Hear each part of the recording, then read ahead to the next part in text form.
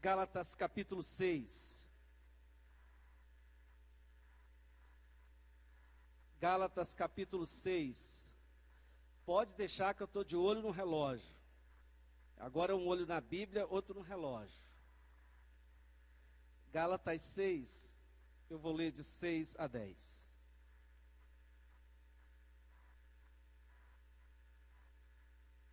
Mas aquele que está sendo instruído na palavra, faça participante de todas as coisas boas aquele que o instrui. Não vos enganeis, de Deus não se zomba, pois aquilo que o homem semear, isso também ceifará. Porque o que semeia para a sua própria carne, da carne ceifará a corrupção. Mas o que semeia no Espírito, do Espírito colherá a vida eterna. E não nos cansemos de fazer o bem, porque a seu tempo ceifaremos, se não desfalecermos. Por isso, enquanto tivermos oportunidade, façamos o bem a todos, mas principalmente aos da família da fé. Amém, irmãos? Vamos orar. Deus, eu quero te agradecer, Senhor, pela tua palavra viva e eficaz. A tua palavra, Senhor, que é a nossa inspiração para pregar. A tua palavra que é fonte de autoridade para a tua igreja ser ministrada. É a instrução, é o alimento que a tua igreja precisa para existir e cumprir o seu ministério. Agora, Senhor, eu te peço que a tua palavra, ela possa ser aplicada na vida do teu povo nos nossos dias. Ela que foi escrita há tantos séculos atrás, ela se mostra muito relevante para nós hoje. E eu peço que esta igreja, ela seja, uma vez mais, fortalecida no Senhor e no poder da tua palavra nesta manhã. Nós oramos em nome de Jesus. Amém.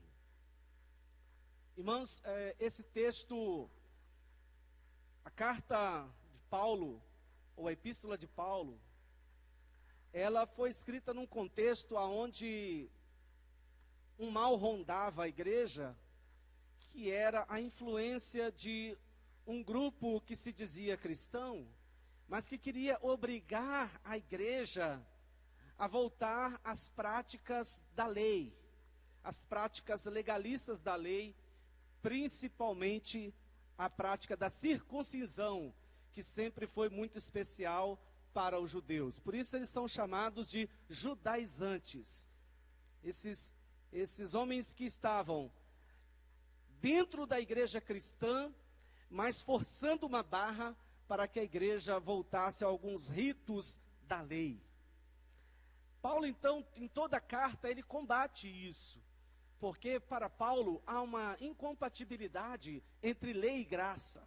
Porque para Paulo, ele via claramente, sem diminuir a ideia da lei, porque para Paulo, a lei, ela é importante para nós, inclusive hoje, porque ela revela a santidade de Deus, a lei revela o quão transgressores nós somos, mas a lei também, ela dá um lustre em nos apontar a necessidade do aio, do paidagogos, do novo pedagogo, daquele que vai nos guiar a Cristo.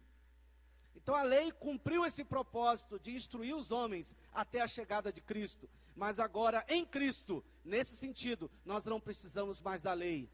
Por isso que ele diz que o fim da lei é Cristo, para a justiça de todo o que crê. Por isso ele vai usar analogias como de Agar e Ismael, que Agar e Ismael tem que sair para que Sara e Isaac possam herdar a promessa. Então, nós somos os portadores do evangelho da graça de Deus. Mas nesse texto que nós estamos agora nos detendo nele, Paulo está falando de semeadura, porque para mim o verbo que talvez mais norteia esse pequeno bloco de texto seja o semear. Que não é algo tão comum para nós, porque nós somos comunidade urbana, acostumados a ir ao supermercado e já comprar o fruto pronto ali, a verdura, tudo já acabado, e nos esquecemos do caminho e do mais rudimentar, que é aquele que semeia. Mas Paulo, usando dessas figuras muito próprias, ele fala de semeadura. E nós também precisamos semear. Jesus usou parábolas onde ele falava de semear. E nesse sentido, nós devemos também semear. E eu vejo nesse texto 3 horizontes no qual nós precisamos semear. O primeiro horizonte, irmãos, que nós precisamos semear na nossa vida pessoal, na nossa vida diante de Deus. Eu vejo isso claramente quando ele fala dessa questão de semear na carne e da carne colher, ceifar a corrupção, e de semear no Espírito para do Espírito ceifar a vida eterna. Paulo não está dizendo que a vida eterna é fruto de uma conquista humana. Não, eu acho que nós precisamos entender isso no contexto de toda a carta. Principalmente aonde ele diz, por exemplo, no verso 12, todos os que querem ostentar-se na carne, esses vos constrange a vos circuncidardes, somente para não serem perseguidos por causa da cruz de Cristo. Então, a vida na carne, nesse sentido, falando para crentes, é toda a tentativa, irmãos, de construirmos a nossa vida nas coisas que nós fazemos, principalmente as religiosas. A vida na carne é aquele crente que vai passando o tempo e ele acha que o seu currículo está cada vez melhor. Não, eu sou membro de Tauá há tantos anos, nunca tomei carteirada de comissão de disciplina, eu sou um exemplo, eu sou muito bom, eu dou o dízimo, eu faço e aconteço nessa igreja, eu sou muito bom. Cuidado, você pode estar semeando na carne. Semear na carne, irmãos, é quando nós também vamos dando espaço para que os apelos da carne, eles se manifestem em nós. Quando o propósito de Deus, irmãos, é que nós não andemos mais segundo a carne. O capítulo 5 de Gálatas, a partir do verso 16, ele vai falar do fruto da carne, do fruto do Espírito. Então, nós não podemos semear na carne, porque senão vamos ceifar corrupção. Porque o evangelho da graça de Deus é a base da nossa vida. Esse evangelho que nos chegou pela bondade de Deus, esse evangelho que nós não sabemos explicar, porque nós fomos alcançados, como diz a canção, não sei porquê, de Deus o amor, a mim se revelou. Essa é uma pergunta que nós não temos resposta. Vamos precisar da eternidade, vivendo ali aos pés do Senhor, glorificando o seu santo nome. Eu não sei porquê, ainda no ventre da minha mãe, Deus olhou para mim. Eu não estou aqui afastando a importância do livre-arbítrio e da escolha que o crente faz. Mas eu estou afirmando aquilo que a Bíblia fala, que antes de escolhermos a Deus, Deus nos escolheu em Cristo Jesus. Isso para mim é uma verdade bíblica. Independente de quem tenha sido Maurício no passado, mas desde quando estava no ventre de Diva, Deus já olhava para Maurício com santo propósito. É o evangelho da graça. Esse evangelho não tem espaço para ostentação, para botar currículo diante de Deus, para dar carteirada em Deus. Esse evangelho nos faz ficar de joelhos diante da cruz. E porque Deus nos amou, eu quero então viver uma vida santa, eu quero semear no mundo espiritual, eu quero viver uma vida reta, eu vou clamar ao Espírito de Deus para que Ele me conduza. Eu não quero ser um cristão hipócrita, eu quero viver uma vida cristã autêntica, eu quero ser cheio do Espírito Santo de Deus para viver cristianismo nesse tempo.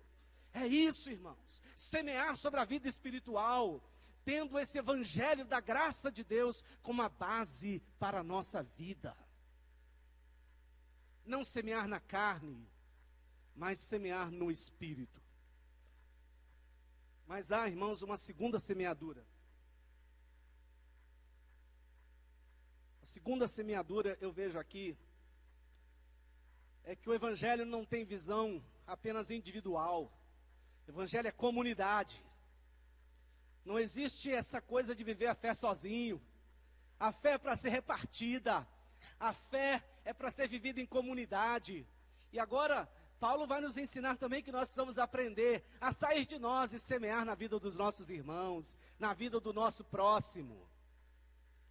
E ele diz, e não nos cansemos de fazer o bem, porque a seu tempo ceifaremos, se não desfalecermos. Diz ele: por isso, enquanto tivermos tempo ou oportunidade, façamos bem a todos, mas principalmente aos domésticos da fé, a família da fé. Irmãos, essa sociedade individualista, essa sociedade que nos ensina a ter só para nós, e no máximo só para a nossa família sanguínea, essa sociedade que diz que eu não tenho nada a ver com a desgraça alheia, essa sociedade que cultua o individualismo também entrou porta dentro das nossas igrejas.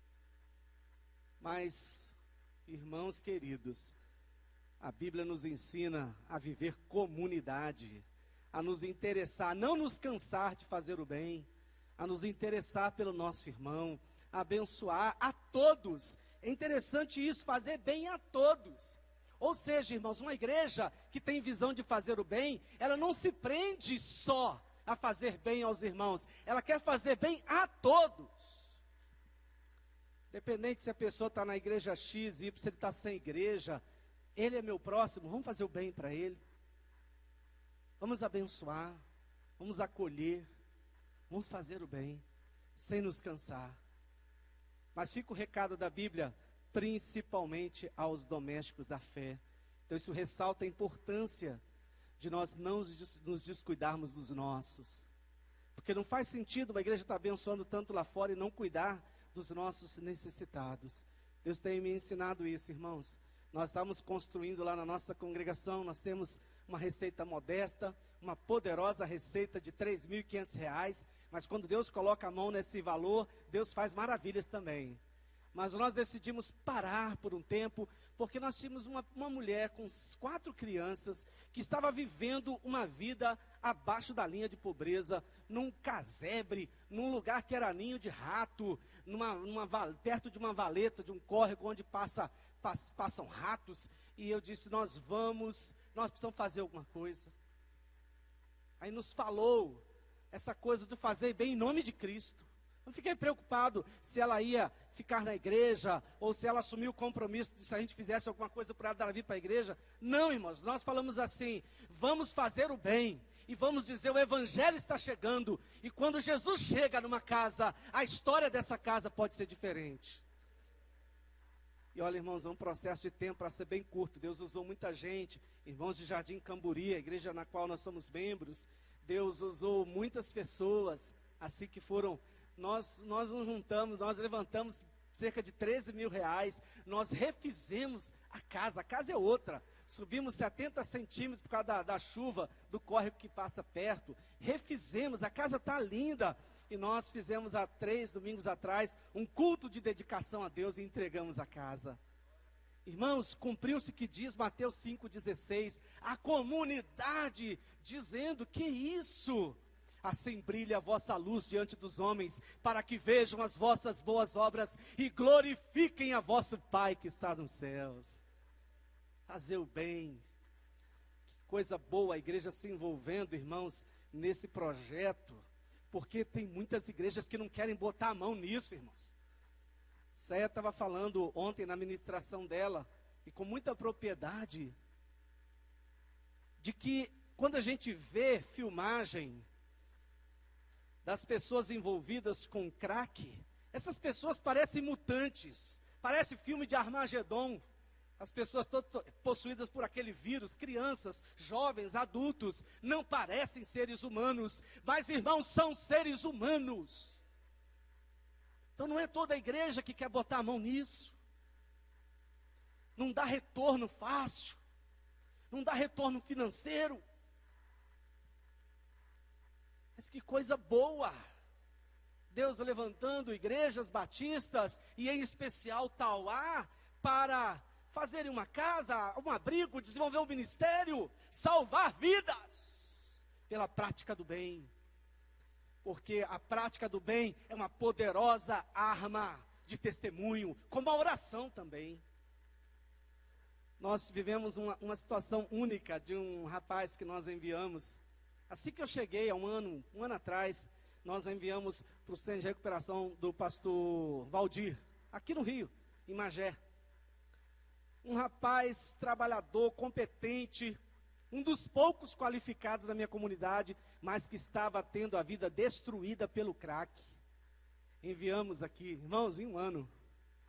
Esse moço não só foi recuperado, hoje ele é um dos homens de confiança do pastor Valdir. Homem de confiança do pastor Valdir. Um homem restaurado. Ele vai lá, quando ele vai, porque está em processo final agora, vai na congregação. Há um outro homem. Então vale a pena sermos a resposta de Deus. Eu quero avançar para fechar agora e dizer de um terceiro horizonte no qual nós precisamos investir. O primeiro deles, nós temos que semear. Hein? Nós temos que semear em nós, na nossa vida cristã. Semear na carne ou no espírito? No espírito. Depois temos que semear também na vida do próximo. Todos, especialmente os domésticos da fé. Mas está aqui Paulo também falando de uma semeadura nesse bloco de texto, um tanto quanto esquecido das nossas igrejas. Está no versículo 6. Mas aquele que está sendo instruído na palavra, faça participante de todas as coisas boas aquele que o instrui. Irmãos, é o crente que está sendo instruído na palavra, ele tornar participante de todas as bênçãos aquele que o instrui. Está falando do pastor, irmãos. Daquele que instrui a igreja na palavra. Aquele que é o homem de referência de Deus, o profeta, que vai trazer a palavra de Deus para a igreja, a instrução de Deus para a igreja. E olha, irmãos queridos, a palavra de Deus está aqui nos dizendo que aquele que está sendo instruído na palavra, ele também precisa fazer participante de todas as coisas boas aquele que o instrui. Quantas coisas boas estão acontecendo nesta igreja depois da chegada do pastor Maurício? Quantas coisas boas têm acontecido na sua vida cristã pela instrumentalidade da vida do pastor Maurício? Quantas coisas boas estão acontecendo nesta igreja, fruto da vida do pastor Maurício? E o que a palavra de Deus está dizendo é isso: tornem-o, aquele que o instrui, torne-o participante de todas as coisas boas. Eu fiquei pensando, sabe, como é que isso se dá na prática? De muitas maneiras, irmãos. Você quer ver? Coisas sinceras. Não entra com hipocrisia, não, mas essas coisas feitas com sinceridade, elas são tornar o pastor participante. É quando você dá um abraço no pastor e diga assim: poxa, pastor, o Senhor abençoou a minha vida com essa palavra desse dia. Pastor, a sua dedicação à nossa igreja tem me constrangido também a ser uma pessoa dedicada. Tornar participante é o eco, é o retorno, é o carinho. Se nós, Igreja Batista, temos um domingo no ano em que nós celebramos o dia do pastor, por que não honrar, irmãos? E honrar mesmo aquele que tem trazido tantas bênçãos para a igreja. Então, irmãos, temos esquecido de semear. Tem igrejas que se tornam tão abençoadas depois da chegada de um pastor, ou durante o ministério dele, mas não tornam o pastor participante das bênçãos. Sabe o que acontece? Via de regra, essas igrejas perdem o seu pastor. Eu preciso dizer aos irmãos, eu conheço só um pouquinho de ministério. Os índices estão mostrando quantos pastores frustrados nós temos por aí, fazendo mal a si mesmo e às suas igrejas. Homens sem sentido de vocação, homens que não têm sabido se colocar diante de suas igrejas, pessoas que estão aí, perderam a noção, usurpadores, gananciosos de ministério. Irmãos, nós vivemos um tempo aí, onde parece que é moda se falar de pastor se enriquecer, de ministério, como se fosse a coisa mais normal. Diante da palavra do Senhor Jesus, quando Ele diz que as raposas têm as suas tocas, os pássaros têm o seu ninho, mas o Filho do Homem não tem onde reclinar a cabeça. Eu sou um pastor que tenho sempre dito, um pastor se enriquecer do ministério é algo incompatível. Então, quando eu vejo um pastor televisivo ser perguntado, pastor, qual é o seu patrimônio? E com a maior naturalidade ele dizer, meu patrimônio é de 5 milhões. Há algo estranho. Quando nós olhamos para as necessidades da obra de Deus, as necessidades dos pobres, a necessidade da implantação do reino de Deus é incompatível. Mas não, a gente bate palma. Muita gente está sendo pastoreada por esses líderes, ligando a televisão, se alimenta mais do que essas coisas estão dizendo pela televisão, do que valorizar, vir ao culto, ouvir o seu pastor.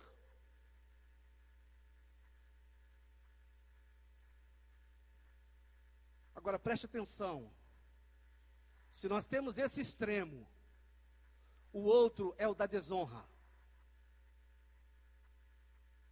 O outro é da falta de honra, da falta de reconhecimento, de tornar participante das bênçãos aquele que instrui.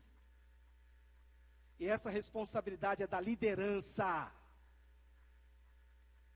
Liderança de igreja tem a responsabilidade, ela tem que puxar esse carro, de tornar participante das bênçãos aquele que instrui. E eu tenho certeza que eu estou numa igreja de gente que tem visão. E já quero dizer de antemão, e falo diante do Todo-Poderoso, em nenhum momento conversei com o pastor Maurício sobre nada. Nada do que eu iria pregar. Somos amigos, mas Maurício sabe, e eu sei quão sério ele é na questão da pregação, e ele sabe também quão sério eu sou na questão da pregação. Eu estou dizendo isso porque a Bíblia hoje, ela tomou esse tamanho desse texto para falar aqui nesta igreja. Então, irmãos, o que acontece é que às vezes a igreja perde. E aí depois senta no banco para chorar. Ah, vamos chorar. E vai chorar mesmo, porque está difícil encontrar. Deus te conserva, Maurício, de joelhos, para você continuar fazendo o que Deus quer que você faça. Porque o dia que você deixar de ficar de joelhos, você vai se ensoberbecer e a bênção de Deus vai sair de você. A unção sai. Mas, irmão, seria uma perda muito grande para essa igreja se perder o pastor Maurício, fora do tempo de Deus. Então, eu estou trazendo essa palavra como também um incentivo. Se já fazem, guardamos boa consciência diante da palavra. Se podemos tornar mais participante aquele que instrui das bênçãos, vamos fazê-lo. Você, como membro, pequenos gestos, orar pelo seu pastor, parar de falar mal do seu pastor.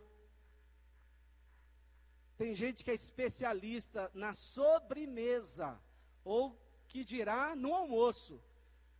Ele vai ali cortando o pastor com a faca. Rapaz, ousado demais, dá aquele corte. Ousado demais, tá muito sonhador demais, dá outro corte. E vai almoçando, cortando o seu pastor. Parar com isso, irmãos. A igreja tem que acreditar nas visões que Deus dá ao seu líder. Ele reparte com liderança, tudo mais. Mas, irmãos, a igreja tem que confiar. Rebanho marchando unido. Porque diz a Bíblia que a ovelha reconhece a voz do seu pastor. A ovelha reconhece. E o seu feedback, o seu retorno, é um retorno abençoador. Então você tem que... Seu pastor é ser humano. Então naquilo que seu pastor falhar, guarda com você, entrega nas mãos de Deus. Mas naquilo que ele fizer coisas boas, repercute. Repercute. Oh, que bênção, hein? Deus nos deu um pastor maravilhoso. Falar isso com ele, abraçá-lo, orar por ele, amá-lo e a sua família. Tudo isso, irmãos, são gestos de uma igreja e de uma membresia que está tornando participante das bênçãos aquele que a instrui. Semear. Então, irmãos, Deus nos deu essa inspiração, que eu creio é dele, para falar essas coisas com Tauá nesta manhã, para que esta igreja seja uma igreja que semeie nesses 3 horizontes desse bloco de texto da palavra de Deus. Semear sobre a sua vida cristã, porque você facilita muito o trabalho do seu pastor quando você semeia na sua vida de fé. Porque por pior ou por melhor pastor que você tenha, você é responsável pela sua vida cristã. Existe um nível de prestação de contas que é do pastor, mas o nível principal é teu diante de Deus. Então semeie sobre a sua vida, semeie o seu crescimento espiritual, semeie sobre a vida da comunidade, as bênçãos que Deus tem feito chegar até você, financeiras, de dons espirituais, semeie. Semeie sobre a vida do seu pastor, aquele que te instrui na palavra, semeie, é bênção. E junto com ele toda a sua equipe de trabalho, junto com ele, aqueles que ensinam em nível de escola bíblica, níveis de honra, porque essas coisas são muito agradáveis ao Senhor. Amém? Que Deus abençoe esta igreja. Passei 10 minutos, pastor, mas que Deus abençoe vocês. Um privilégio passar aqui por esta manhã e poder compartilhar com vocês a palavra do Senhor.